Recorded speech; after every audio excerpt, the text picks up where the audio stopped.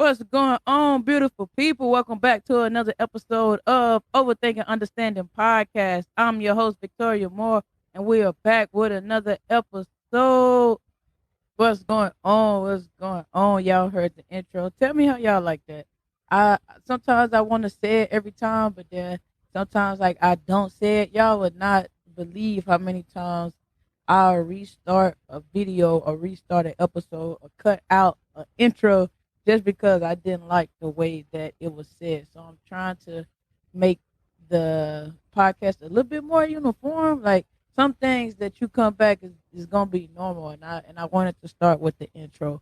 But with that being said, y'all heard the intro. This is a new episode. I know. My apologies off the bat. I have been missing.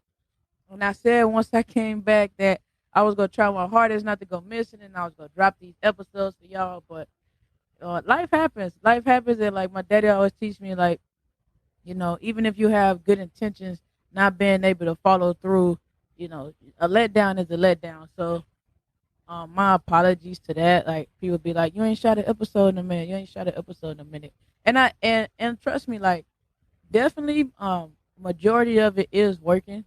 Like nobody wants to get up, especially something they believe in, a brand that they started from the ground, want to get up and give people bad product. And that's me. Like I don't want to give a bad product, whether I'm giving you a plate of food, whether I'm up here giving you a podcast. I don't want to give you a bad product. And also, I had different ideas and I want to say like different ideas and people lined up and schedules just kind of conflict. But at the same time, I didn't want to not give y'all an episode, to keep not giving y'all an episode. And then just like we go talk about later, social, heartfelt, and informative things or shit on the internet for short, mental health. Like not saying that there's anything wrong with my mental health, but sometimes you have to be in a mental space to even just push through. Like you don't have to be in your best mental space to perform your best, but you have to be in that mental space like, all right, I'm pushing through. Like regardless of what I have going on, I'm going to push through. And it just haven't been that. Like it's been so much going on, like I say, professional, personal, and it's just like I'd rather not shoot an episode than get up and give a half episode. Cause there's no telling. I have people that's done listen to all my episodes, all 23 so of my episodes, and I have some people that has only listened or will only ever listen to one episode. So you have to let something we say in food service, like the first customer and the last customer should have the same experience. So if your food is amazing at the beginning of the night, man, yeah, at the beginning of the night, beginning of the day, whatever, at the end of the night, whatever that last customer, that last plate to leave that kitchen, regardless of what they order, they should have the same experience. And that's exactly what I want to do. And with the podcast world and with these episodes, I kind of wanted to get better. Not kind of like that's what I'm shooting for. It's to get better, right? Like I'm doing these podcasts, I'm getting my groove on. I want it to be better. So sometimes you only get one impression to catch people. And you want to make sure that we grabbing these people as fans. But that was a little information y'all did not ask for, but y'all definitely did deserve. And one last thing, another reason my videos, like I say, I got so many cameras, so many mics, all this little different stuff, but the videos that I upload is not the quality that I wanted. Like sometimes they're lag. I was losing a lot of audio, losing a lot of videos. So I had to once again like come to grips with that. Like you could shoot a whole episode, an hour to an hour and 30 minutes, or however long episode, and you lose your footage. It's devastating. Like I say, starting something from the ground up and putting your all into something, like it's gonna have its losses. It's gonna have its wins and its losses. And with that being said, for real this time, we're gonna get into this episode. Today we're gonna talk about winning. Everybody know that my podcast, I call myself a mindset speaker because a lot of the stuff, like I said, I hate motivation. Motivation is like a shot of liquor. Motivation only works if the mindset is there. Because sometimes motivation ain't real. Like sometimes it's just you're not gonna be motivated. But if your mindset is to go out there and get it, go out there and shoot for the stars or whatever, then you'll get out there and do it. So I consider myself a mindset speaker. That is what I want to be known as. That's what I want my podcast to be known as. Like mindset with personal development, but through developing our mindset to make our lives and stuff better. So we're gonna talk about winning, and we're gonna dissect it. We're gonna dissect it. And the reason that I came up with this I said about 2-3 days ago. Let me not lie. Maybe about a week ago, I was in Puerto Rico. I was in Puerto Rico. This probably has been my 100 or so trip. I have over 800, 700 hours or something flying in a plane, and work in a private jet, whatever, right? So I'm sitting there in Puerto Rico and I'm looking at all these different families. Like, I don't know. I've traveled to many places. Don't get me wrong. Like I said, I've been to various parts of Germany and I've been to like Chile and Brazil. Like, I've seen so many places, but I just, this, I'm getting ready to leave the job that I'm at soon, right? So it's kind of in the reflection stage of me working at this place. So I kind of like sit back. I sit back and I just kind of observe. Like, I just kind of I observe and I take in a little bit more because I like, just like anything, all good things come to the end. Even though I'm ready to leave this job, it has been a wonderful job. All good things come to an end, and it's a new beginning, a new horizon is coming. Right, so to get back on it, like I'm sitting there on the beach in Puerto Rico and walking through Puerto Rico. Like, we didn't have a rental car, then, so we're walking, right? Traffic wasn't the best. Traffic was not the best in Puerto Rico. But and I'm just sitting there taking in and taken aback by how many different uh ethnicities, I always struggle with that word. But how many different people are walking around in Puerto Rico? How many different people walking around and just taken aback about how did they get there? Like, cause there's no telling how they got there. Like, the way I paid for my room and the price that I paid for my room is not the same price that this family paid.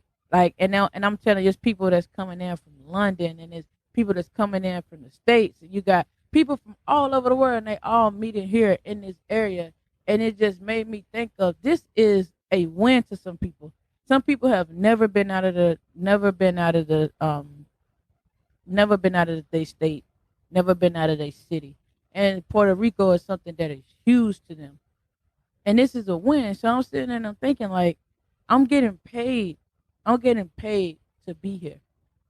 Whether it's per diem, like people joke about it, rappers joke about it, like it's all about how you budget your money, right? But I'm getting paid to be here regardless without the per diem. That's extra, right?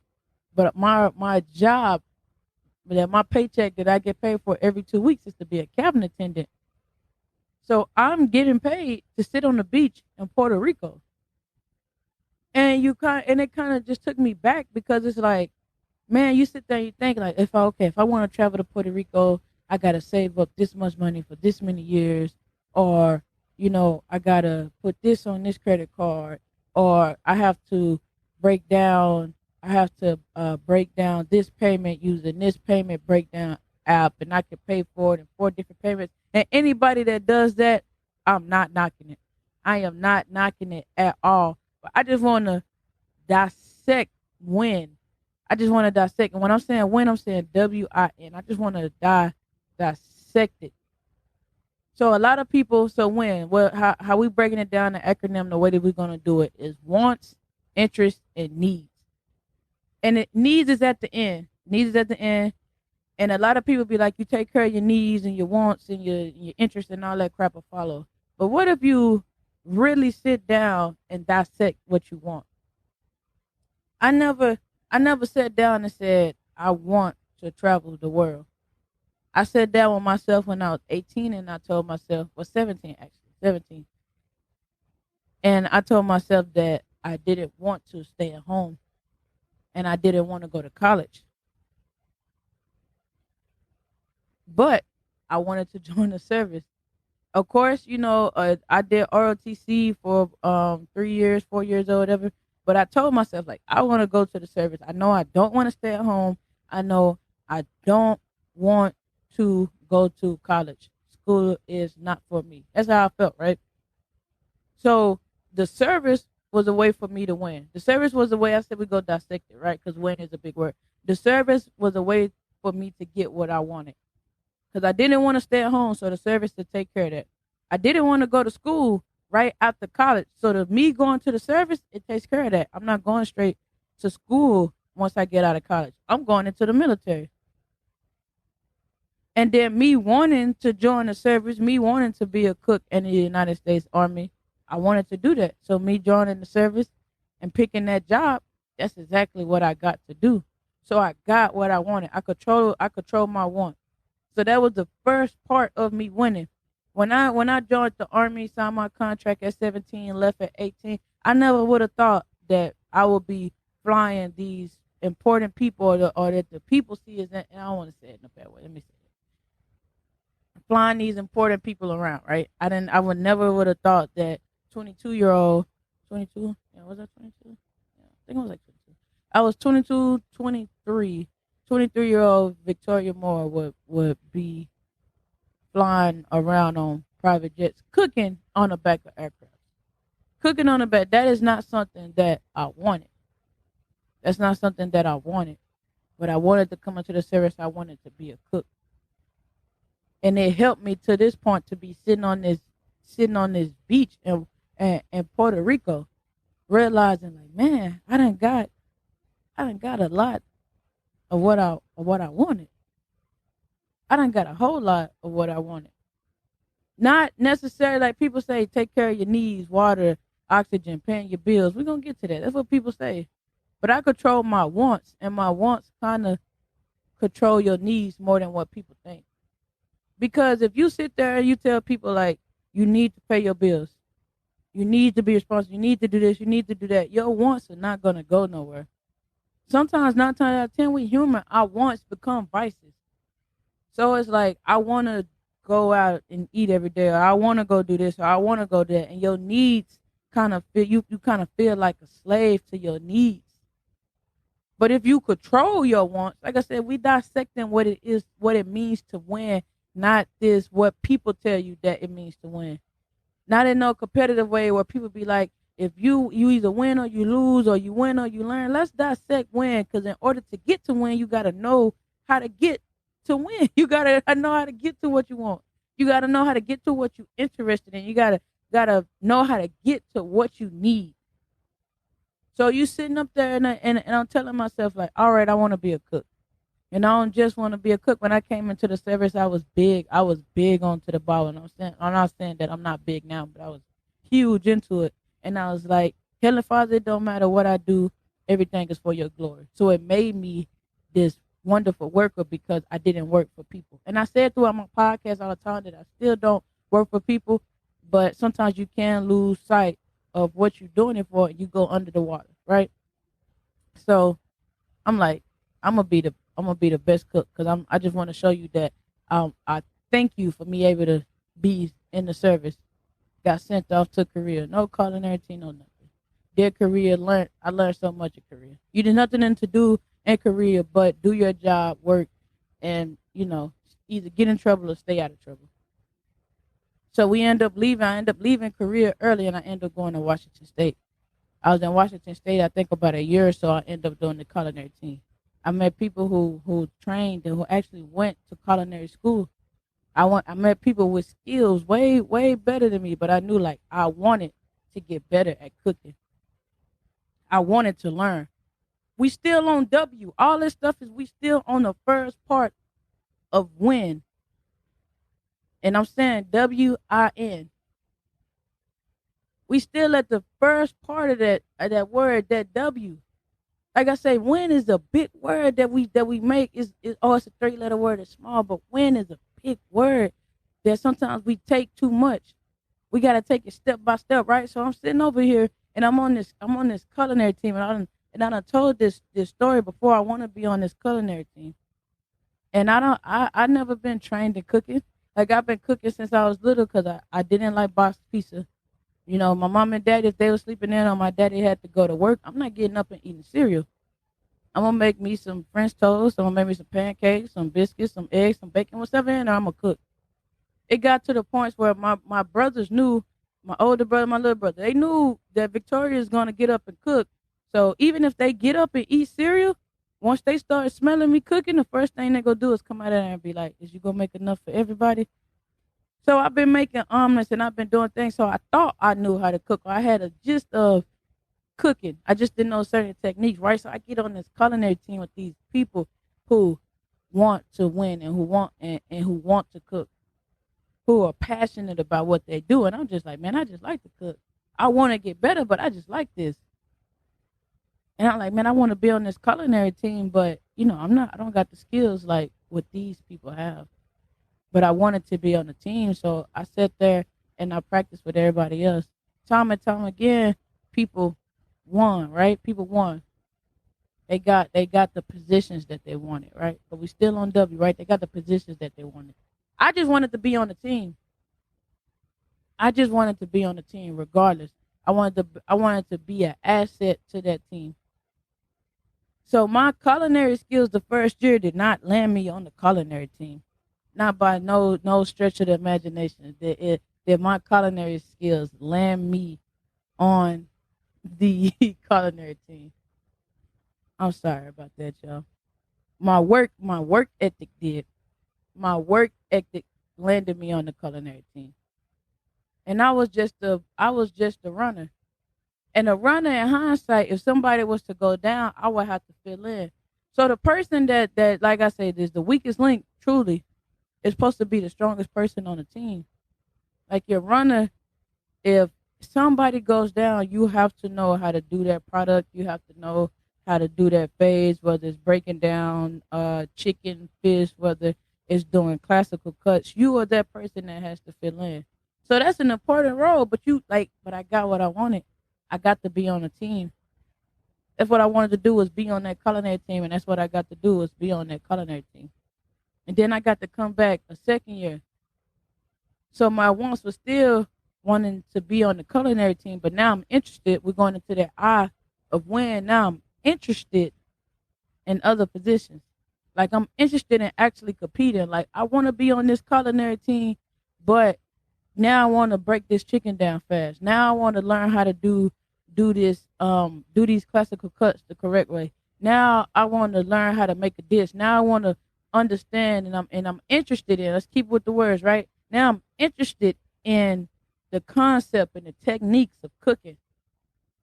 Now my wants and my interests are aligning with each other, and it's all gonna add up for me to do it, for me to win, for me to win. So now I'm interested in. I always been a Food Network baby. A lot of the techniques, a lot of stuff, a lot of ideas are just a lot of knowledge. Period. I will watch Food Network from sun up to sundown. I got a few shows on TV that I watch, but I will watch Food Network from sun up to sundown because I study it. I study different, like 9 times out of 10 people do the same 3 or 4 techniques, but the way that they season this stuff, the concept of flavors that they build, you get to learn the sweet and the sour and the tangy and the spicy and the mellow. Like you learn this stuff just like I've learned on a culinary team, but repetition. So now my brain is starting to put together. Now my brain is starting to put together. Okay, most of the time is if I'm watching Chopped or I'm watching some type of mystery basket, if they give it to people, if they give it something pre-made or pre-fucked, a canned food, they're frying it or they're sauteing this or they're only breaking down as much of the meat as they need. They're making sure that they do this. They have a concept of an area of a flavors that they want. If they're gonna do Korean or Asian fusion, or they're gonna do that, like your brain's starting to work like that. So now what I want is to better my skills and my interests are lining up. So when I go back that second year, not only do I get to compete on the team, sorry about that. Not only do I get to compete on the team, I get to go back as the team captain. So still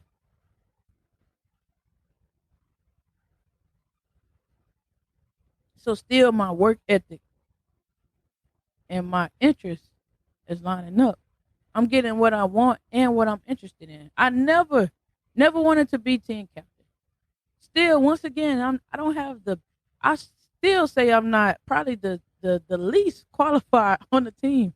We had some heavy hitters. We had some people just understood concept and trusted their instincts, and they could cook their tail off. I'm just regular regular. Hey, I just want to be on the team. I'm interested in this. I'm interested in people.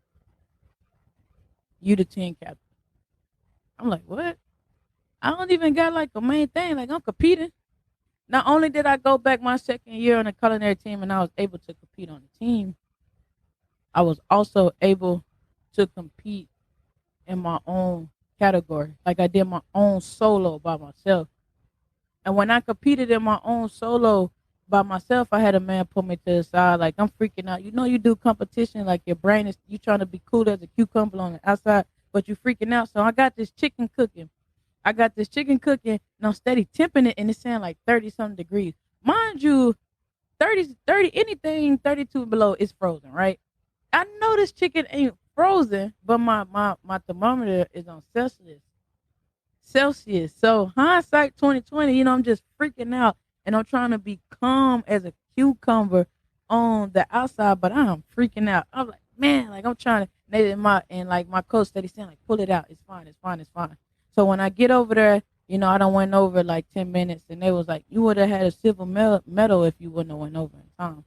If you wouldn't have went over. And then I took it. I'm like, all right, I appreciate you. I take it. They like, I want you to come back next year. So me and my coach walk away, hey, I want you to be proud of yourself, this, that, and the third. And then one of the chefs come up and tell me that bacon jam was one of the best things that he had at that competition that day. And he was like, if you take that jam and you sell it, you won't be in the service too much longer. And I say that story all the time because it was a powerful moment for me because, like I said, what he was talking about, I wasn't interested in. Like my coach had taught me how to make it, and I tweaked the way that he made it. And he told me, make it the way that you make it. Don't make it the way that I showed you, because the way that you're making it is better. It's just different. His was a bit more of the red wine vinegar, and mine was just a little bit more of the sweet and it's like it's bacon jam, so it's more of the sweet and the savory because I added a little bit more sugar than what he taught me because I like the way that the sugar caramelized and it was easy for me to play with the jam and mold the jam. But I'm saying all that to say my wants and my interests started lining up. I got very interested in food and concepts and flavors and still, hard work going to accompany it along. So about my last year in Washington State, I met a master sergeant. I think master sergeant only knew me for like 9 months, 8 months, or something like that. And she would just come in and observe. So we was able. A lot of people don't. How can I say it for my non-military people? We end up winning like best restaurant throughout the whole army, right? And one of the menu items is actually a recipe that I constructed. Another thing that I tweaked. It was like the orange chicken or whatever, orange juice. Like we're making this thing from scratch, tweaking it the way that I did the bread and all of that. I made it up, right? And once again, don't get me wrong, like it was a team effort. I'm just talking about this specific product because we had a wonderful person in charge of us. It's the reason that we won that, right? Like it was able to make the team come together. So I'm just saying on this one specific product to come up and construct the menu, to actually build the menu from start to finish, I had the input on that. And it all started with me wanting at 14, 15, signing a contract at 17, 18 to be a cook. And then me getting interested once I got to see the other side of it and knowing like I could cook. Like anybody could cook. But I'm decent at it and I could be better. Like it's some people out here that can actually cook their tails off, right? Well, my interests aligned up with what I wanted. So I had this master sergeant tell me, like, you don't need to get lost in a defect. And she told me to drop a packet for the job that I do now. And I'm like, nah. I'm a type of person that I don't like, BS. I don't like the up and down. Like, it's just weird. I don't feel like I'm going to fit into where you're trying to send me at. I'm not that type of person. Like, I don't work well with those type of people. And then I became that type of person. And that's not in a bad way. I mean, I actually got to come and see that you are whatever you choose to be. So now I'm sitting over here, and this is supposed to be the top of the top, the 1%, 1%. In about a year, almost a year of me being here, I was able to get a very, how can I say it, like a highly wanted position. And I'm just saying all that to say, how did I get this point of sitting on this beach in Puerto Rico. And like I said, I've been to all these different places, but now it's in a reflection phase. Like I'm getting ready to leave soon. Not saying my traveling is going to stop because I've been taught on how to win. I understand the concept of winning now. So now that I'm interested in traveling and I want to travel and I'm interested in travel, I know that it's ways that you can do it, not the way that people tell you, right? So now I'm sitting here, I'm cooking, and I'm a person just like anybody. You have people, your food. Some people like your food. Some people say your food nasty. Some people say your food good. So, but now I have these people who are these higher up, these elite people who are sending emails to my boss like, "Hey, this food was amazing." I'm having people who we have a lot of things go wrong on a mission, but their survey says the food was the highlight of the flight, and I'm the one in the back cooking. This person who was mediocre on a culinary team. This person who was never the star player on the culinary team, never the star player in the cookware at all. Never won big. I got a couple silver medals, got a couple bronze medals. Never just huge. This is, hey, I'm getting recognized for these different things, right? And I'm just saying that to say it's a part of winning. When your wants and your interests line up, what you need follows. What you need, it works together. But you have to chew off small pieces. And so what do I mean about things that I need? I have a job that provides me more money than I can't say that I need, but I'm comfortable.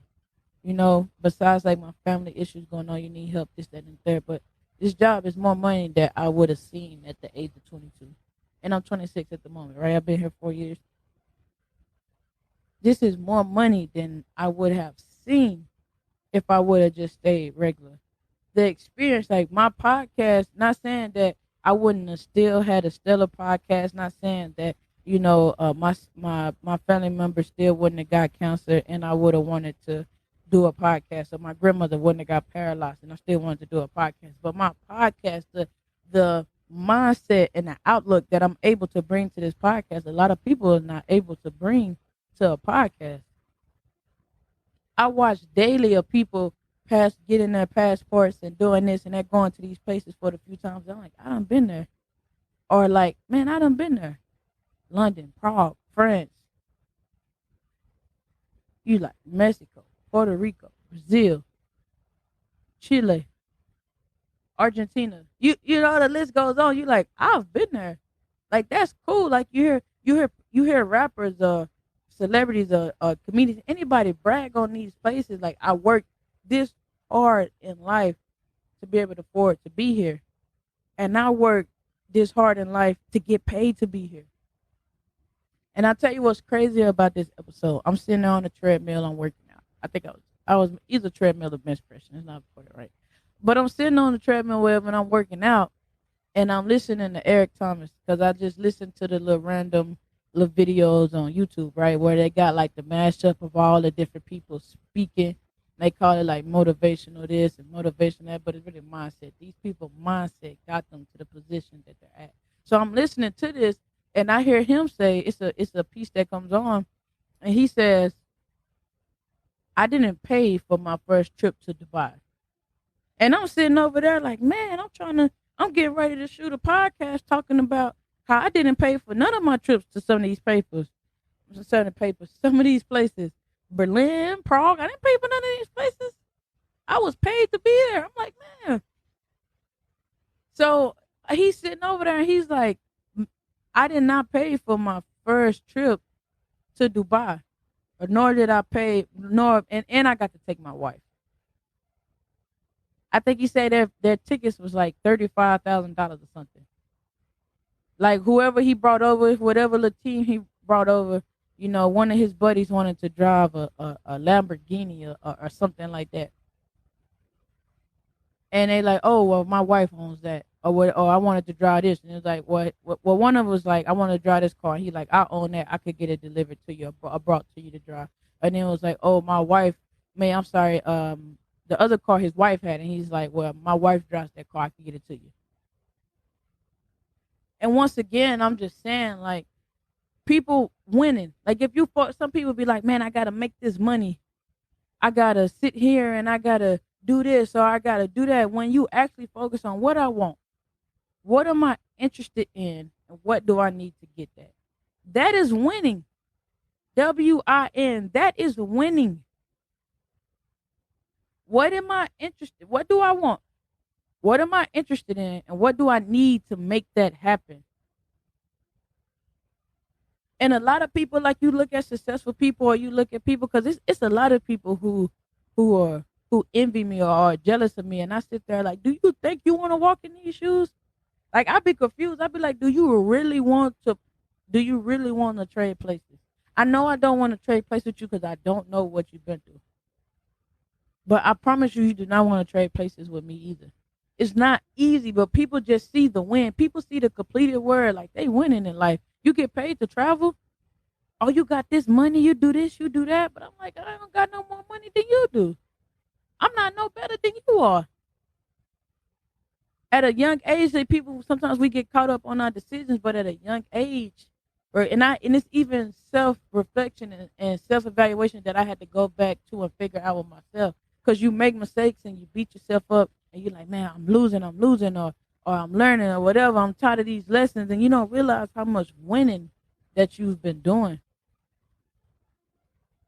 If I go back and like I said all the time, if I go tell this child from Pleasant Grove who's getting picked on by her name, by grown women and men and whatever, by her name being spelled different, that, hey, when you're 22, when you're 20, like, you're gonna see your name spelled like that in billboards. You're gonna see your name spelled like that in gold plaques. You're gonna see your name spelled like that and with cafe and bar at the end of it. You think that little girl would believe me? I'll be like, man, if you don't get your ass out my face. That's not my mama. My mama can't spell. That's what them teachers saying. Why my mama spell my name like that? Don't be telling me that my name gonna be in no gold plaques and my name gonna be saying corporate cabin attendant. The hell is wrong with you? This is Pleasant Grove. I'm gonna be in jail or fighting. I ain't about to be. What you talking about? Talking about what? Berlin? What the hell is that? And I'm being funny, but I'm saying, like, you don't understand. Like, I sit there and I'm like, man, okay, you wanted this, you got it. You was interested in it, and you got it. And then getting this, going through all these situations. Look at the win. Look at what you need. Look at what's needed.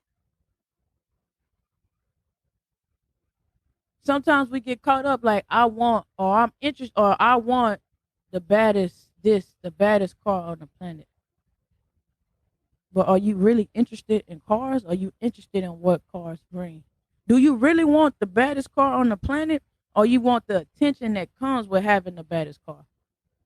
And I'm just saying, because people get caught up like, man, I want that car. What you want that car for? What do you know about cars?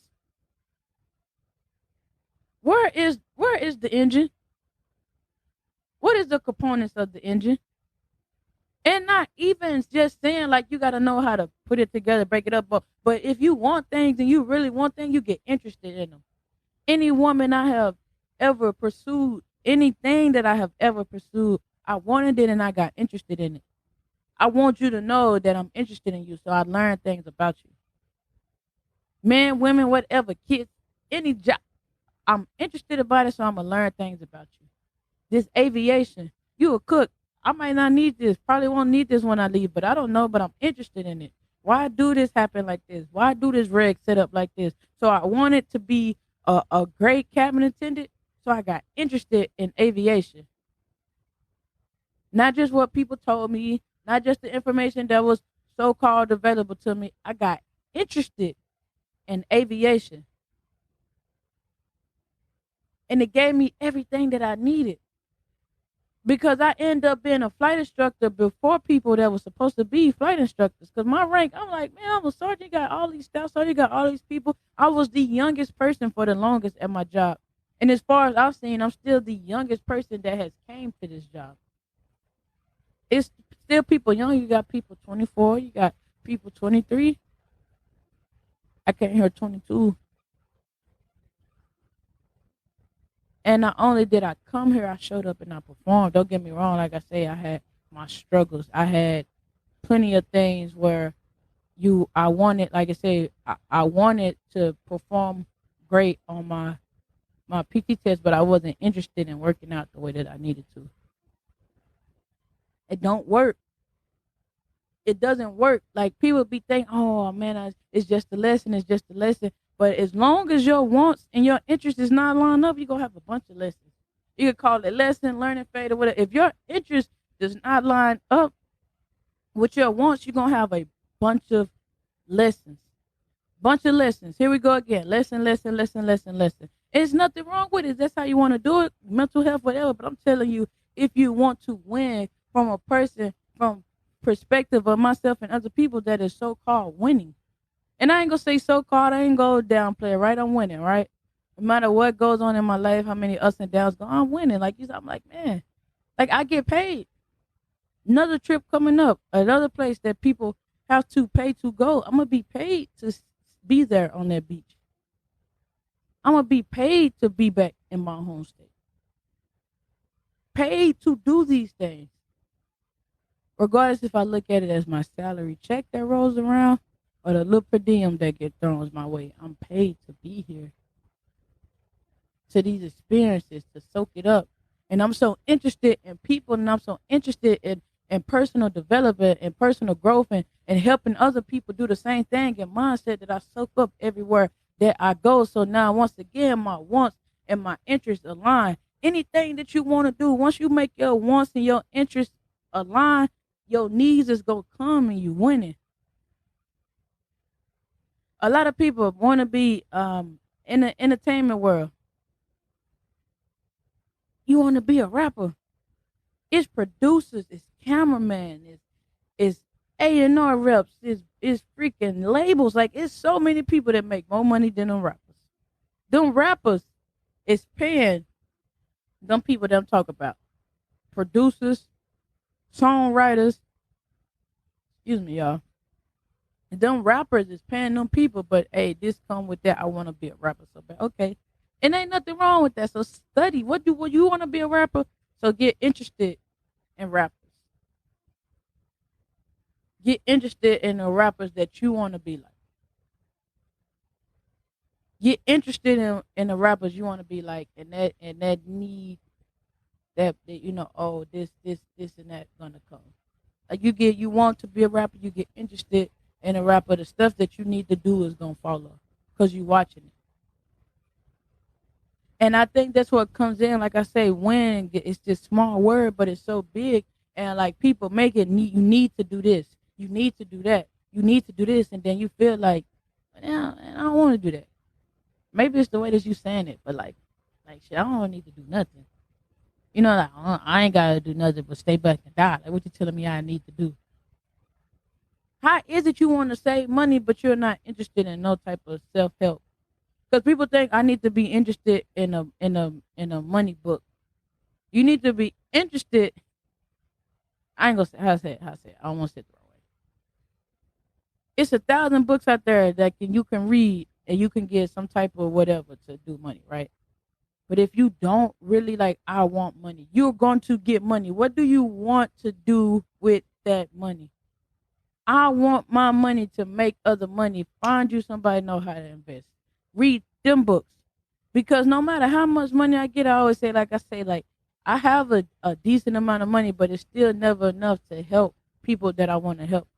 Like, you have somebody sick, you have somebody going through cancer, like you have family members that constantly need something. You have school, like you have stuff that goes on, and people think, well, I get money for school, I get this for school, I get my tuition paid for, but I'm not getting a school check. Like, this is paycheck, this is Uber. You know what I'm saying? Like, this is this extra money that comes from here and there. This is hustle. This is grind right here. This win is not just out of the blue. Like, oh, that person went off into the service and they just did that. Like, no. So you sit there and you like, I want money. You're going to get money. But by the time you get $3 might be only equivalent to two. Especially when you bounce around the world.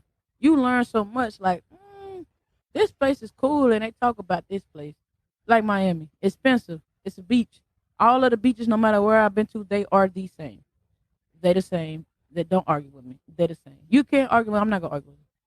So you can, like, tell they the same. They the same. They the same. They the same. Like, the beaches are the same. I go to a beach and the water is calming to me. I go to sleep.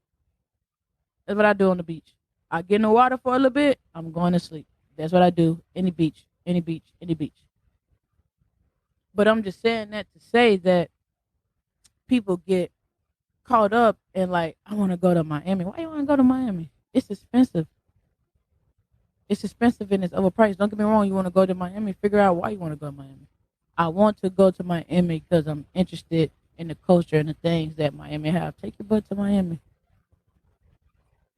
Or what you need to do to get to Miami, it'll happen. All right, I want to go to Miami. I'm interested in Miami. How can I travel to Miami?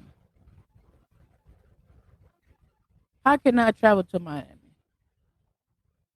You sit there and be like, man, well, I can pay for it. That's one thing. Like I said all the time, rich people, even I don't say it. Drug dealers. Some of them pay bills. Some of them don't got a pot to pee in and a window to throw it out of. Like they got money, but the responsibilities is not the same. But hey, rich people do the same thing. Like what is it? Don't get me wrong, rich people have bills, but what is it that I want to pay? I want to go and I'm interested and I want to pay. Rich people, it's not the same.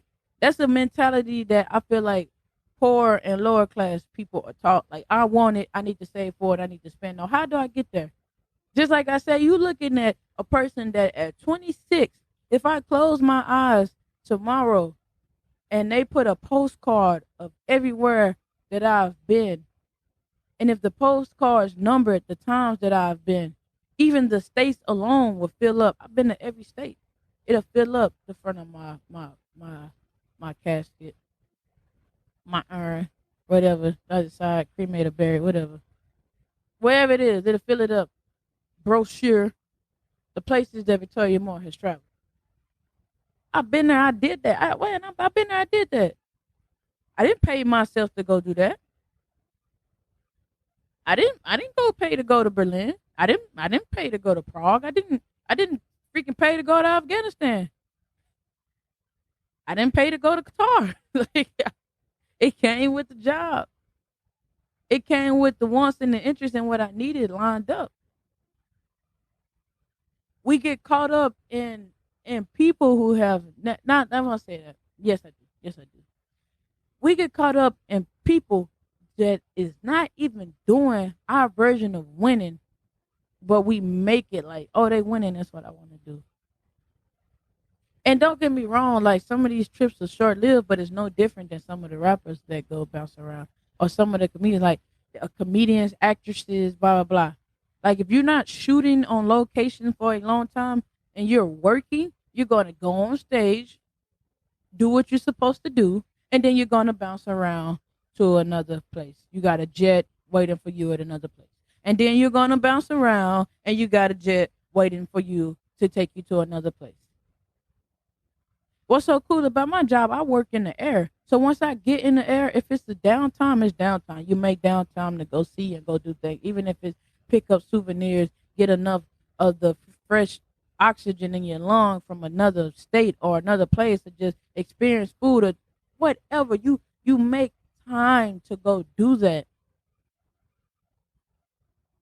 Some of these places I done been to, I probably have seen more than the rappers or the actresses, because just like work comes with this thing, you're tired. So of course I want to go back to some of these places without work or without doing the same job.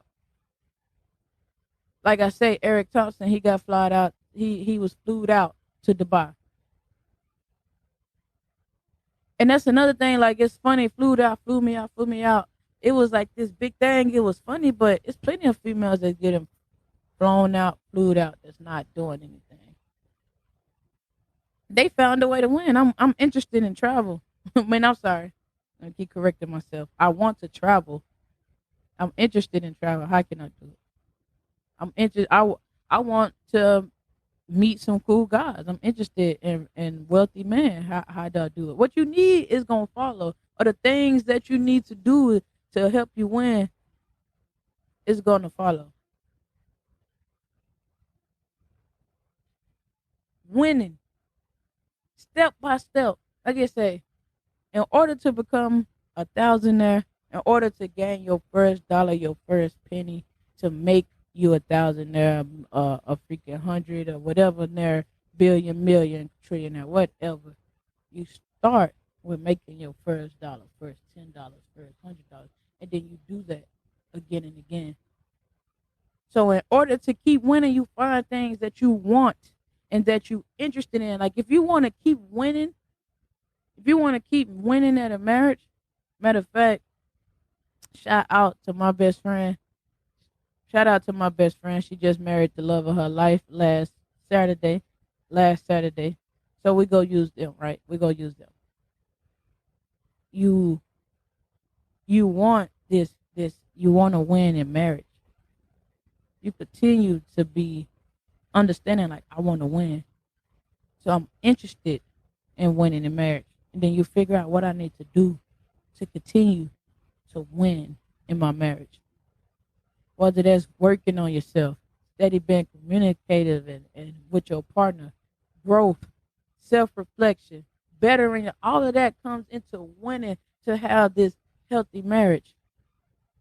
Okay, if I want to win with my marriage, I have to win with me personally. It's just like a relationship. Like I want to win in this relationship, I have to win. I have to want to win and be there and be interested and figure out what I need for myself. Because you can't win it's temporary, right? So you can win in a relationship, but eventually it'll crash if you haven't won within yourself. It doesn't mix. And then you feel like, man, another lesson learned. But you go keep learning that same lesson until you get it in order. If you go back and you look at it like, man, I got this job. And you think about, man, I played these people. I got this job. I know a chick right now, every time a job, she don't want to do a job, she quit. And she gets some good jobs. It irked my nerves, but she figured out what she wanted. I want to do what I want to do. I'm interested in doing what I want to do. So what I need to do what I want to do. Bounce around from jobs. And I'm saying it to be funny, but at the same time, like it's real. You get some good jobs, making 65, whatever, like you get decent jobs.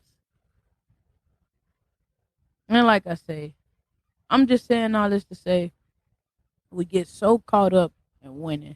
And sometimes people make winning competitive. Oh, well, I'm beating this person. Are you? I'm winning because I'm doing this and I done did things that people haven't did. So what? What do you want? Like the Notebook. What do you want? I don't know. What do you want? What do you want? You gotta tell you what do you want? What interests me? If I want this, does this thing interest me? I want the baddest female on the whatever. I want a female that's going I want this okay, but do the baddest female or whatever you think you want interest you? I wanna get healthy, so I'm gonna work out. But does eating right interest you? Does changing the people that you hang around interest you? You need to do all these things to win, right? Don't try to put your end or your interest, because sometimes people get caught up and seem like they're doing everything because they interest. I'm interested in this, I'm interested in that, I'm interested in this, I'm interested in that. Keep them in order. What do you want? Or figure out how to rearrange them. Okay, I'm interested in this. I want to do this. I need to do this. What you doing? I'm putting my win in order. People already think I'm crazy. Don't make me no different. Like I say it all the time. The way I think, I feel like is what make me great. It what makes me great. Like, man, God, you bless me to look at stuff like this. And not only did you bless me to look at things like this, like every now and then you show me like, okay, I'm not the only person that think like this. Okay, they talking about the same thing. They worded a little bit different, but it's exactly what I'm talking about. That's why I say overthinking, understanding. Like, man, I need to win, so I need to get on there, and I need to. I want to get a degree, so I need to go to. I know I want to take my tail to school, and I need this degree to get this job. What do you want to do? Because if you want to get that degree because you're interested in this job, let's break it down. Want okay? I need to go to school because I want this job and I'm interested in doing this for this job. Okay, so how can I bring that W over here? What do I really want? I want this job. Okay, so to what I need to do this job. Okay, hold up. Let's put in my N too close to my W. That ain't how you spell it. Okay, let's slide this over here. What interests me about doing this job? Can I go to school for something that interests me that ties into this job? I just put your W in order for you. I'm sorry, I just put your win in order for you. Now you got what interests me. I'm sorry, what I want to do, which is get this job, what interests me and what I need to do in order to be successful and get this job. Just put it in order for you. Okay, I want this job. This interests me, so I need to do this. So not only do I need to school, I need to go to this school for this. Or, hey, these people don't care what degree I have. I need to go to this school because I could graduate this school quicker. That they got an accelerated program that I can afford. You just won. So boom, once you come there, you get that job. Boom, well, you got a degree in this. What? And you interested, you wanted this job and you interested in it, so you still got other things that come along, but now you got that piece of paper that the job wants. Just to my fans, if you're a casual listener, what? Stop telling people stop letting people tell you what you need to do to win. Because I'm telling you, I take criticism from people. I listen to people's perspective because it makes you better, right? But one thing that I have stopped doing, I I mean at all, I don't listen to people. I hear them, I got you, but I do not listen to people who's trying to teach me how to win that is not winning. If I look you in the face and I'm like you doing the same thing that I'm doing or whatever, like I say, I hate I don't like dissecting or picking apart. Like, you're not doing what I want to do. Let's keep it as simple as that. What I want and what interests me, you not on. And don't get me wrong, it's vice versa. Y'all might not be doing the same thing, but what you want and what interests you, you could pull from people. It's all about you and your mindset and being able to, discernment for you to differentiate. Discernment is the right word, but everybody don't believe, right? So for you to differentiate from what you need, what's important. If you go to the scrapyard and well, I don't know, they still got scrap yards. Well, if you go to the scrapyard back in the day, whatever, I don't know if they still got them. But my daddy will lose a gasket or like the little thing to cover your gasket, right, to cover the car or whatever. You lose that right there. If you lose that, you ain't going to the scrapyard looking for freaking tires. You're going to go look for a seals to close your gas tank up. So yeah, you could go to the junkyard and they offer all this stuff, but you like, what I'm interested in is a gasket. You got a car that I could take a gasket off of. I hope that's the right word. If not, you know what the heck I'm talking about. Still to this day, I did it earlier. And I don't think, and like I say, it's not for people like I'm being funny, but at the same time, it's just like I don't share my winnings or my interests or my thought process with people that it's no help to me, right? So if you sitting there asking me what I'm gonna do, this, then, and third, I'll make you sound like I ain't got no future for nothing. I don't know. Oh yeah, I want to do this. I want it. You enough know, cause you can't help me get there. You can't help me win. So why would I let you dissect? That feel like you infiltrated my plan. You don't need to know that. Stop listening. Stop listening to people tell you how to win when they don't know themselves how to win. Or they got their wants and interests. They got I want money. I want to go on vacation. I want a bad bitch. I want a fine ass husband. I want to get married. They got they win so stressed out. They win. What song is that? They got that thing stressed out. That's R. Kelly. Don't cancel me. I'm just playing. You can cancel me. I don't give a damn. But they got they win stressed out. Win. Oh, they got that W stressed out. And like I said, he ain't talking about the same win we talk about, but you get the gist. It is stressed out. You got too many W's in a row. Then you got your interest all over the place. Then what you need to do is just, man, I need to pay bills. I need to go to the gym. I need like it gets crazy, and that plays on your mental health because people try, like I say, overthinking, understanding. In order for you to control overthinking, you have to understand. Yeah, y'all see it? Check that merch out. And if y'all don't see it, come to the YouTube so you can see it. But overthinking, understanding, in order for you to stop overthinking, get that perspective of an eagle who rarely you see, but he see you. Like you can't trip. If you was able to have a bird's eye view, a plane eye view of everything, you wouldn't trip on so much. But if I'm riding in the car and I run into traffic, how crazy would it be if I'm able to be like, all right, let that bird eye view go up. How much the GPS say one thing. Oh, okay. So right at before my exit, it the traffic lighten up. I bet you that ride would be more smoother in the car instead of you, man. God dang, the GPS steady. You got a bird's eye view. You chilling. So like I say, I'm gonna end this part of it. We're gonna get into the segment, social, heartfelt, and informative things on the internet. But I'm gonna end this episode like I keep saying. Stop letting people tell you how to win when they don't even understand how to win. Like I try so hard to take in from everybody because I felt like they know more than me. They better than me. They this, they that.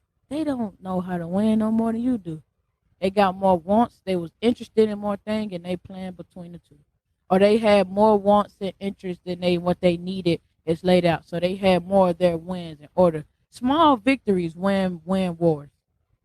Small victory win wars. Small victory win. You studying every small bits and pieces.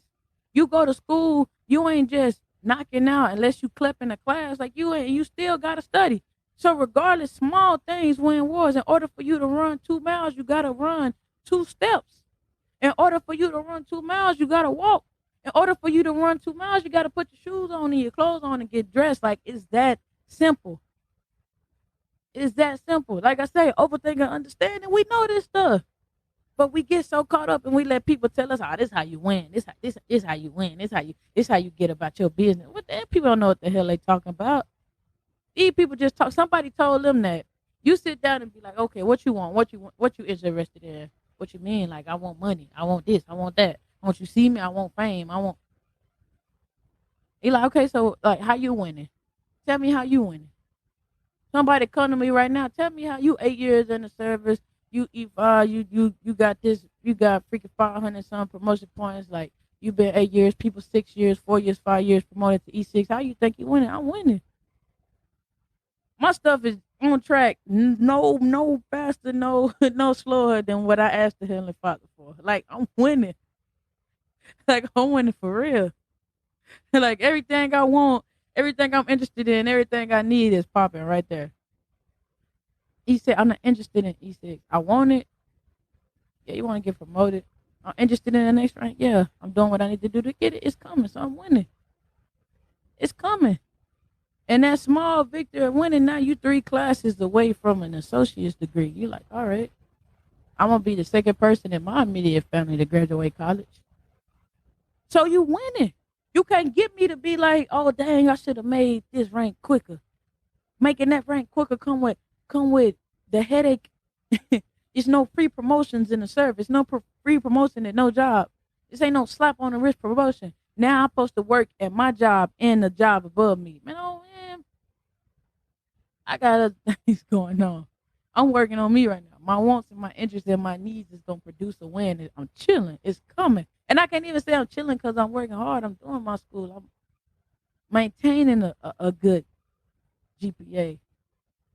I'm working hard to graduate. So like I say, to end this, stop listening to people who are not winning tell you how to win.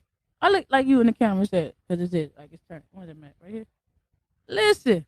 Stop listening to people who don't know how to win. Tell you how to win. They don't know what the hell they talking about. I say it all the time. Whether it's a stripper, drug dealer, businessman, whatever the smart, if they convenience store, if they are successful, they have something to teach you. Because they won. They got their wants, their interests, and their needs in line in order to win. So that'll wrap up that episode. We go get into social, heartfelt, and informative things on the internet. Shit on the internet for short. I know I'm childish. I like it. I like it. Anyway, so for social, we're gonna talk about P Valley. P Valley. P Valley. That's my show right now. I could not talk about this show. And the reason that we talking about P Valley because I feel like it's so realistic. It's a show that draws you in. Don't get me wrong, like it's dramatic, right? But there's no different than an action movie being super dramatic. Like you ain't getting shot. Some people, don't get me wrong, can get shot 65 times. You go out there and fight crime every night and you waking up, no Epsom, they ain't showing no Epsom salt baths, no recoveries, no none of that crap. You just getting up, fighting and doing whatever, taking bullets and what like it's just, P Valley is the same way. Like you get to see a different side on it. And what's so funny about like some of the stuff is like, oh, that's a lot, but it's true. Like some of the things that people say, some of the scenes that happen. Like one of the episodes, it was a female that was so, how can I say it, turned on by another female doing her thing that she was sexually interested in her. Like I guess she had been sexually interested in women, but not sexually interested enough to ever try a woman. Like it's a show, right? So you could speculate and you could go back and you could think what was in the writer's heads all day long. But I'm just saying, like stuff happens like that. Like it's done been real life situations, myself included. Like, bro, you don't even like women, but I like you. I like the way you carry yourself. So now you want me to be. Y'all don't ask for all of that. But then on top of that, I like the fact that these episodes was shot. I think it's only like 10 episodes a season, and it's like episode 7. Yeah, because episode 8 come out. All I'm saying with that is, it's so in now, like it's in the now, like abortion. What is it? Abortion. The pronouns. I'm trying to think.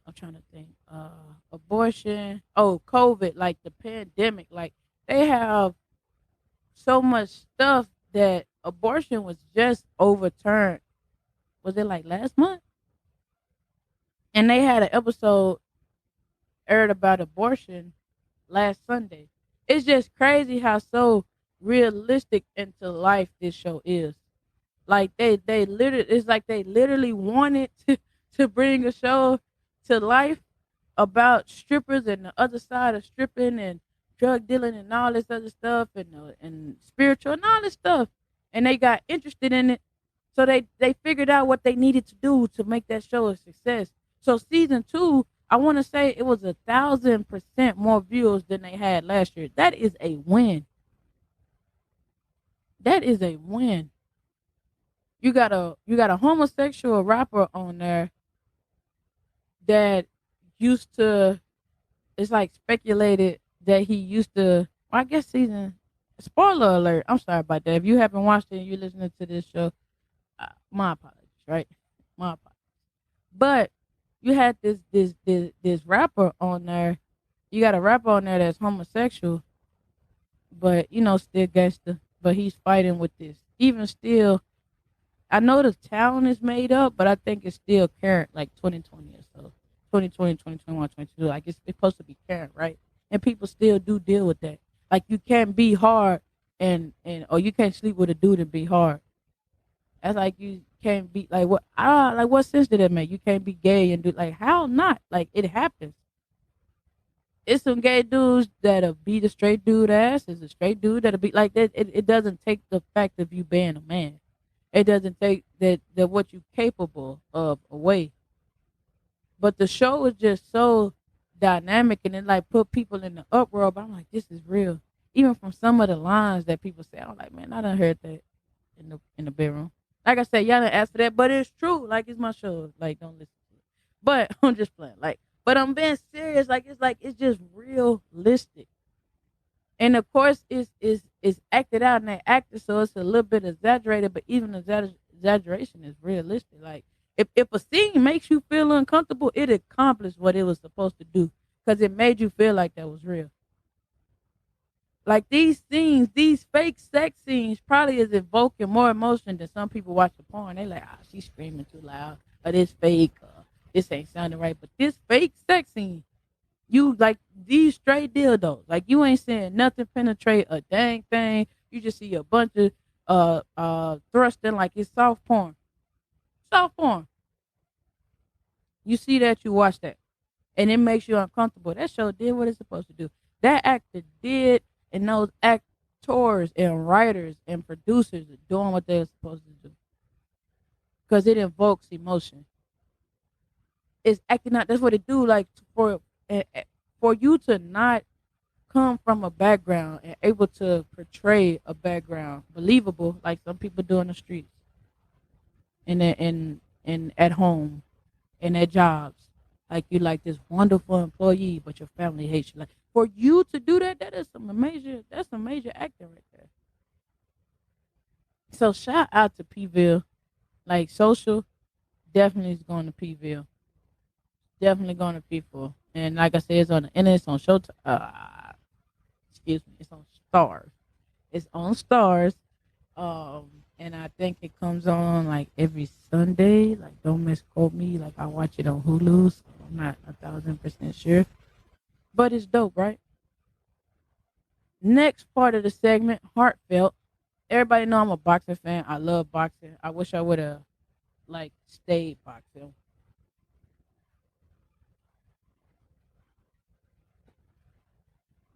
I don't like believe in regrets. I don't have a lot of stuff that I look back on and wish like I would have did different. But boxing is one of them. Like I definitely wish I would have stayed into boxing, and I did it. Boxing and soccer. Like I wish I would have lined those two things up.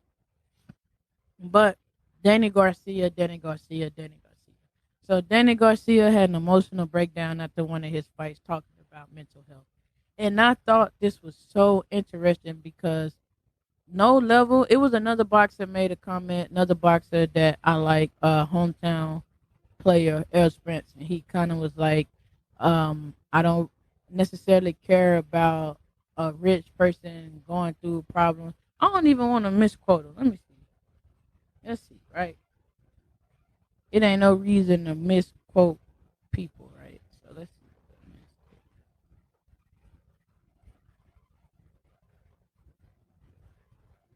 Let's see.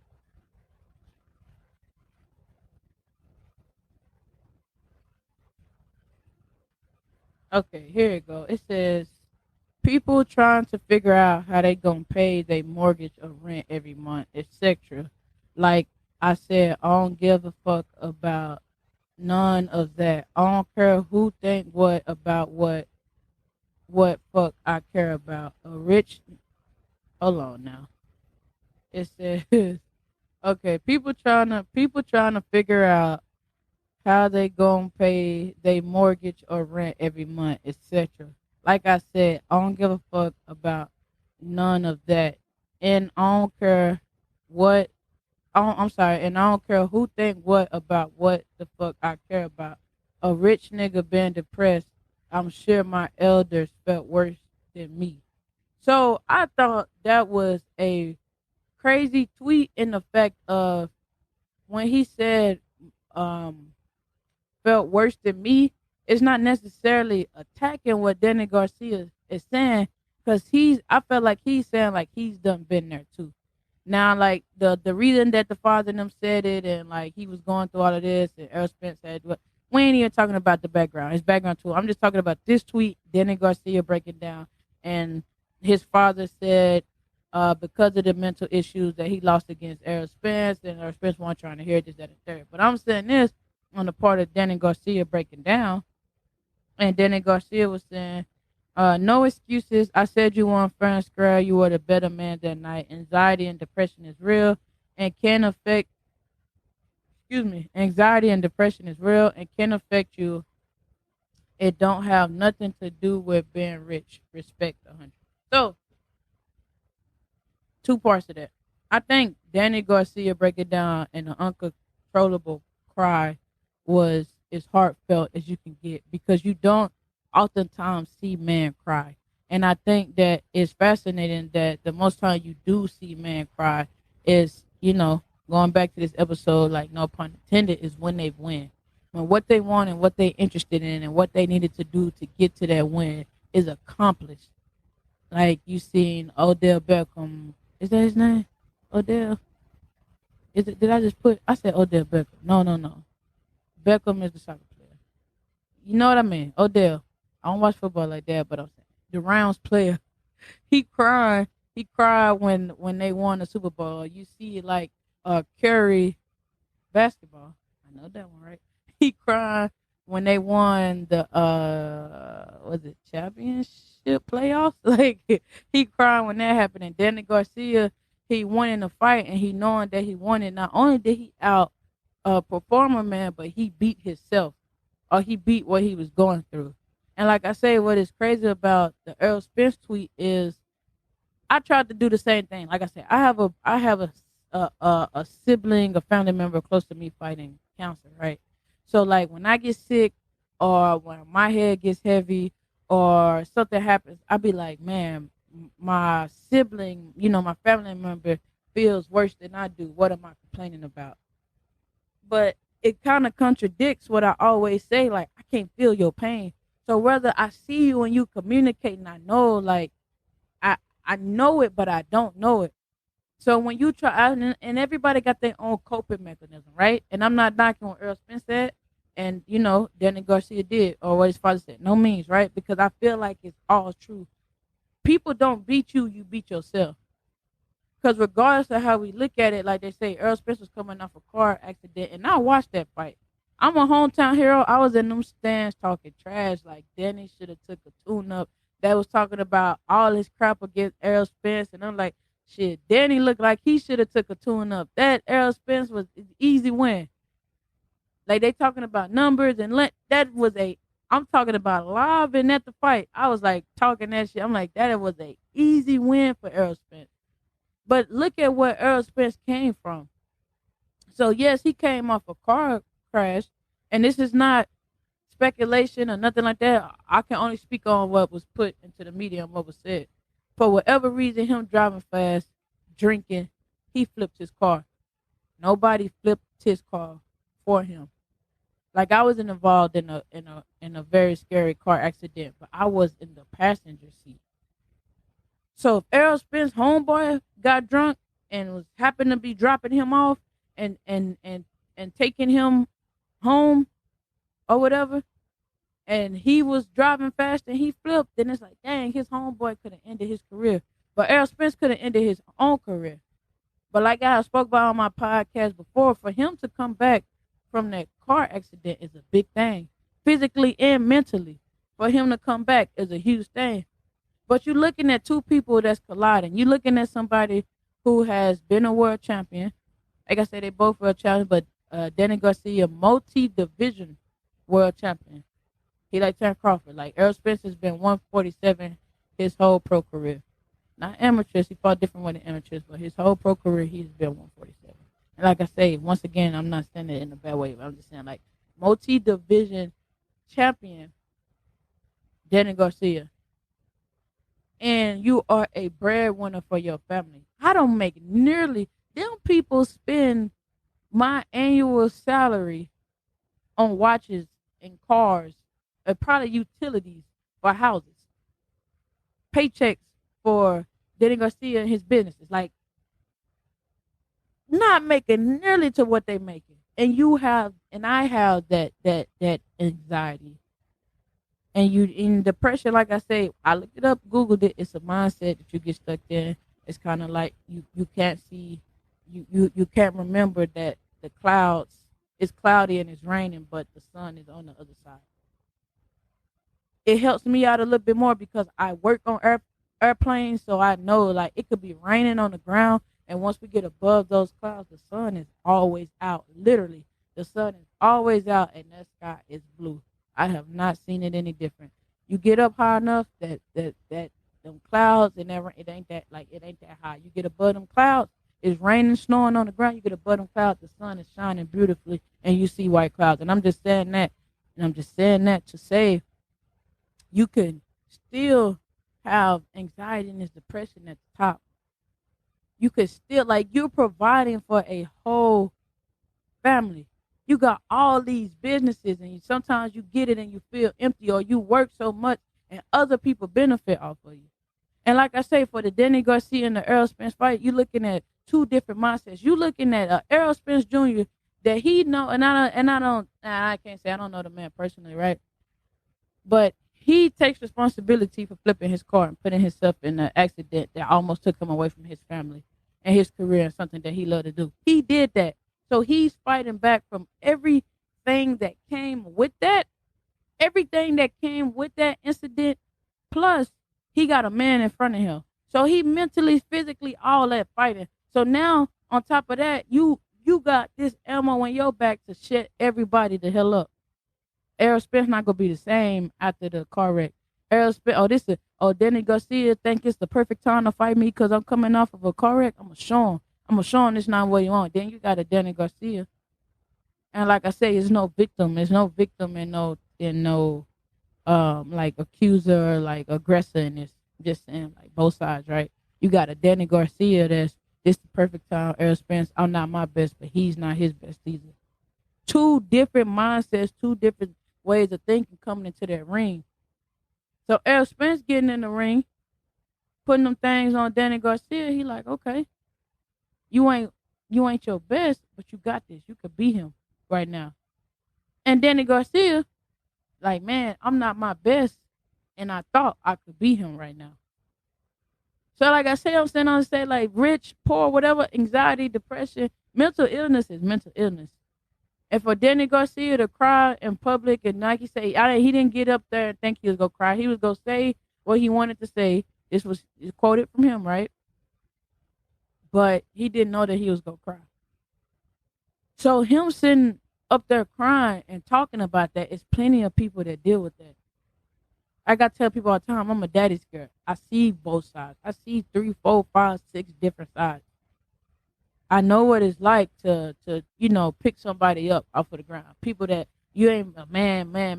What? Man is human. Man got emotions. For you to be a provider and you want your family to win and you want your spouse to win and you want your kids to win and you can't figure out, like I say, time back to this episode, putting your W and your I and N's in order, you get anxiety. Anxiety, you look so far into the future, you can't control the future, but you want to control the future. Depression, you stuck like, this ain't going to get no better. I'm not going to get up out of this feeling. Or this just, everybody goes through that.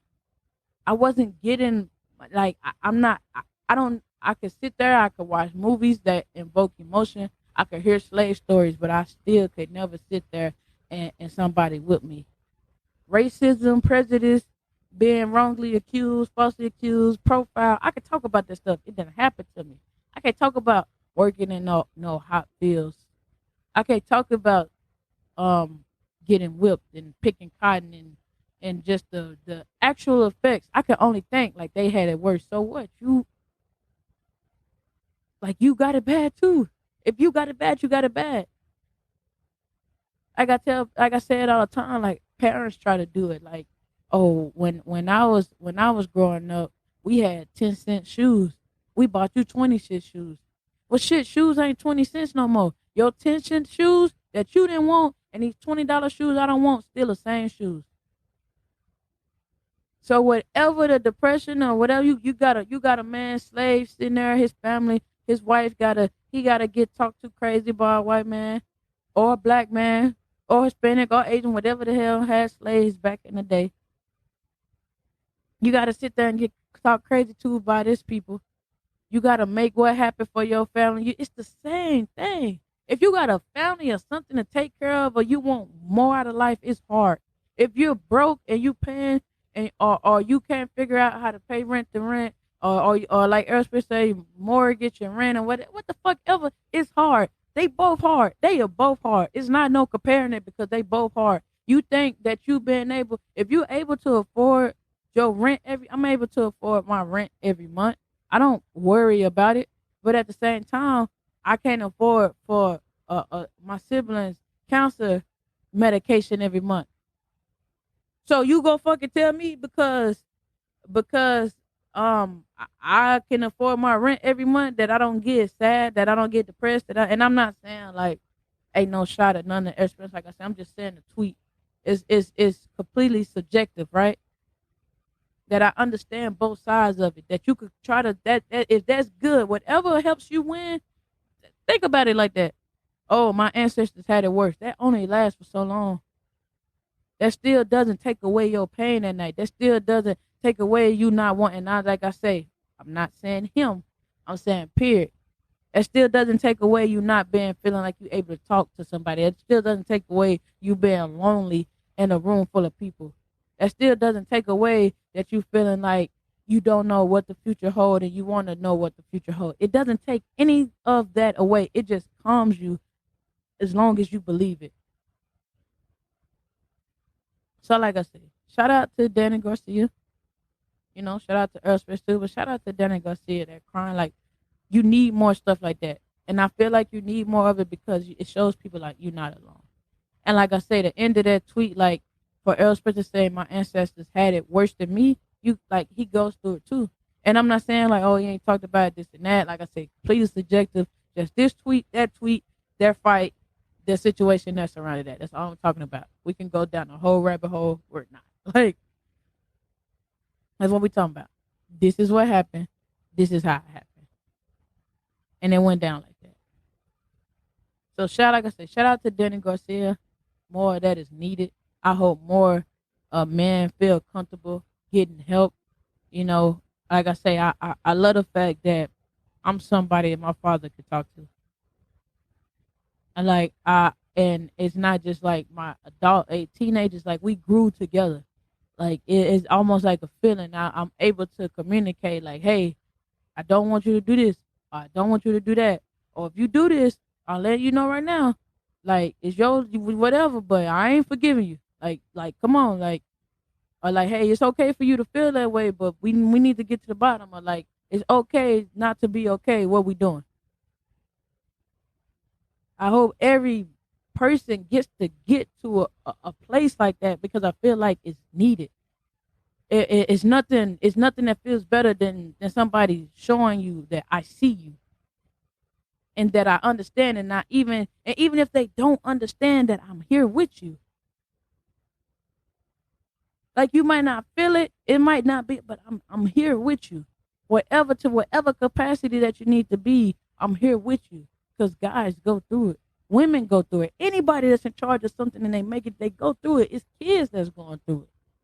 That feel like I have to be strong for my parents. So like I say, shout out to Danny Garcia for that. Informative. Monkeypox.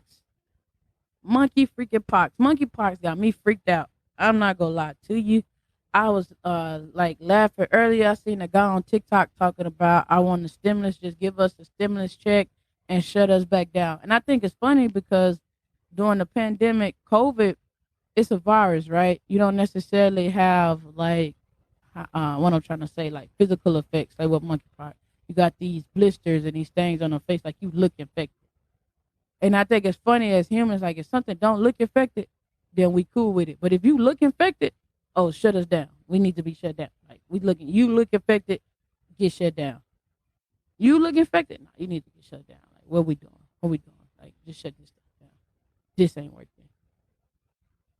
And like I say, I just think it's funny because like monkeypox, it says it's been 3,591 cases in 46 states. That's a lot. And I want to say the article I looked up, it said including Puerto Rico, and that was 8 days ago. Yeah. And it started off like they were saying that it's a sexually transmitted disease from gay people or gay males or whatever. However, it's like they used to say with AIDS, like toilet seats and gay people, but everybody can get AIDS. Anybody can get AIDS. I feel like monkeypox is the same way. Be safe. I feel like people are going to be, I can't even say people are going to be even more cautious because I really can't tell. Like after the pandemic, I wear my mask everywhere. And even me being in the service, like it's plenty of service members like just don't want to wear a mask. Whether regardless they feel like I had it and I can't get it again, which you can get COVID again once you had it, or they just like it don't matter, whatever. I'm wearing a mask. Whether they think it I'm wearing a mask, I'm keeping my distance. We don't need to be that close. But I feel like monkeypox, I ain't saying it's not gonna spread because was it like smallpox? Is that it? Smallpox, chickenpox, and stuff like that. Like it's spread, it happens. Like an outbreak is an outbreak, especially when we don't really know what caused it. You get so much information, just like COVID. Like the CDC just wakes up and be like, if you blink 3 times and you inhale, you getting COVID. It's just like, damn, well, I guess I ain't gonna blink 3 times in a row and inhale. Like like you start feeling like y'all just making up shit at this point. But monkeypox, I feel like because it is such a outbreak, like it's on your skin, it's on your face, like you actually got to get up and see it. Don't get me wrong, like COVID sucked. I feel like I was dying, not gonna lie, but I just feel like as people, if something is threatening to messing up your face, messing up your lips, your genitalia, whatever, you're more likely to be a little bit more cautious. So please just be careful because monkeypox is real. I don't, regardless of whatever name they give it, whatever, it is real. They could name it lizard pox, scales. I don't give a damn. It is real. People is breaking out with these bumps on their face and their genitals. It looked like one guy I seen the video. It looked like he had strep throat. And I had strep overflow, so it looked like he had strep. Like it's just like it's too much. It's nasty. It's nasty. Be careful out there. Protect yourself. Like don't be all up in people's face. Just touch and run. We ain't there. Like hey, what's up? I see you. Like we need to practice hand gestures at this point. Like, hey, what's going on? I see you. Yeah, how you doing? Hug, no, thank you. Hey, what's up? Yeah, Air 5, Air Doubt. Hey, something. Not no touching. Don't be kissing people, kids. And I just say that. I just had my nephew. But you know what I mean. Like, don't be kissing rubber front strength. Don't just be careful. The crap is that's what always blow my mind about people. Like whether you believe something is real or not, it still happens. Like COVID is not real. People, parents died from COVID. Like cancer is not real. The government gives to however the hell it happens. People's siblings and family members are dying from this. Like this is not real. It's still happening. Inflation and recession is not real. People is still broke. Depression is not real. People still killing themselves. Like it don't matter whether you believe it or not, it doesn't stop it from happening. This is not stand in a corner, cut off the news, cut off the whatever, and just bury your head in between your ass, and then it's like it don't happen. Like it still happening. Once you get your head out your ass, you're going to see the world, and it's still going to be happening. However it's happening, and the real reasoning that it's happening, we don't know. I'm in full agreement. It's happening. It's happening, though. So protect yourselves. Protect yourself. And then things on the internet. I don't think I had nothing for I don't really think I had nothing for just things on the internet. I stay watching a bunch of dog videos. I'm not gonna lie. Like I don't really like talking about the most recurring thing I seen Instagram with the new rollout using reels. I think half of them bots. Like it's just weird. Like one of my videos, 200 views. One of my videos, 100 views. Vice versa. Each video, I don't know. Like Instagram got things going out. Like I didn't really look up just like random things on the internet. I see kids going back to school. School sales. Like I ain't really see too much for just like random things. I'm not gonna lie to you. I'm not gonna try to make it something that I didn't see. I didn't see it. One of the biggest things I seen that Like I didn't even want to talk about like the blue face and his girl situation and like tattoos and like everybody like, oh, it's crazy they break up, is she gonna have that? I'm like, Janae Aiko did the same thing. Like she got it covered up with a dragon. Like you can get it covered. Okay, like people happen. I think diving deeper into that is a lot to dissect. But like I said, I didn't even want to talk about it. I'm really trying to think. Like it's not just too much that I've seen. Like blame me. Like usually I go and I research it. I try to go like look up something, but I ain't really just see too much. To matter of fact, I seen something interesting. It was some lady on TikTok talking about go vote, and I'm drawing a blank. Like I forgot what type of um plan or like act they trying to bring into law or whatever, but it was like some lady was saying go vote. And if I scroll through my TikTok, I'll probably find it. It's not that serious to me. I did find it interesting scrolling through TikTok. Like, I don't know. I guess up in Arabic, like technically military is not supposed to have TikTok. And it's funny for like civilians or whatever, like don't know. Like we have annual 350-1 training. And OPSEC is supposed to be the biggest thing. Like not having your birthday on social media,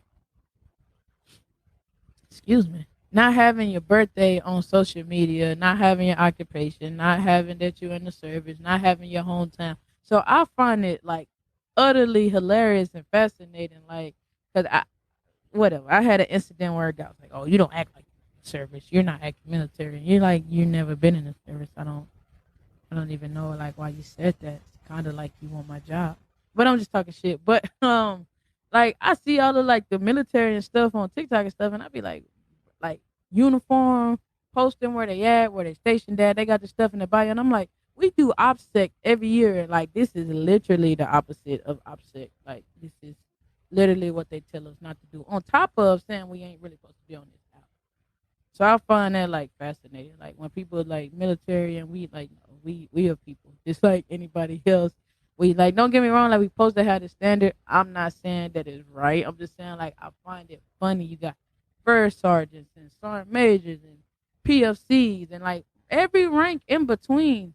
You got highest to low drill sergeants like on TikTok in that uniform, and I'm like, we learn about OPSEC every year. Like we get trained on it. Don't post your birthday. Don't post where you stationed at. Don't talk about being in the service. And I'm not even gonna lie. Like I've seen a couple Marines, but I don't see a lot of Marines. And I'm just saying that because sometimes, or that's the what is it? Perception that Marines are a little bit more disciplined than everybody, and they're the fewer, the proud, the brave, the all that great stuff, right? But I don't think you really see them on TikTok like that. Like I see a lot of Navy, I see a shit ton of Army. Go Army. I'm orange and nothing but I see a bunch of them on there. So I that is something that I thought was hilarious. Like I go and you got your Instagram and you got your YouTube videos and you talk about like the service and all this stuff, and it's just like it's literally what they tell us not to talk about. Like you're not going on there. Everywhere is different. I'm not gonna say that because I was gonna say something about like Korea. You don't see these people on there, blah blah blah. But like North Korea is way different. Like they social media and stuff and like restrictions and crap is different. China and all these places are a little bit more stricter with different things. But I just find it like hilarious. I'm like, man, we are not supposed to be on here, but we are here. Full fledged uniform, like all over social media, job you do, where you're stationed at, like. But anyway, like I said, I don't really have nothing. I guess I gave you a bunch of things. I hope y'all enjoyed this episode as much as I've enjoyed making it. Like I say, I'm not gonna promise y'all an episode every week because while I'm at this job, it's just hard. And when I leave this job, the job that I'm going to go do, I'll have a little bit more of a normal schedule, but it's still going to be hard because I'm going back to somewhere where the workload is high and the tempo is high. So I still may not be able to get them out as frequently as I want to. But I'm gonna try everything in my power. Like I say, I never want to put out a bad product. So that's my thing. Like, I don't want to put out a bad segment. I don't want to BS you just to put something out there, because once I BS it, it's my brand. Like, I go everywhere. My mom just asked me when I went home a couple of days ago, like, you wear your shirt every day? Yeah, every day, gym, walking through anywhere. You see me, you gonna see overthinking, understanding my logo. You gonna see it. I'm gonna get it everywhere. I keep telling myself don't put it on my car. That's how much I believe in my brand. Like, oh, your podcast only do this much. You only got this much view. That's how much I believe in what is going to be, what it can be, what is going to be. You know.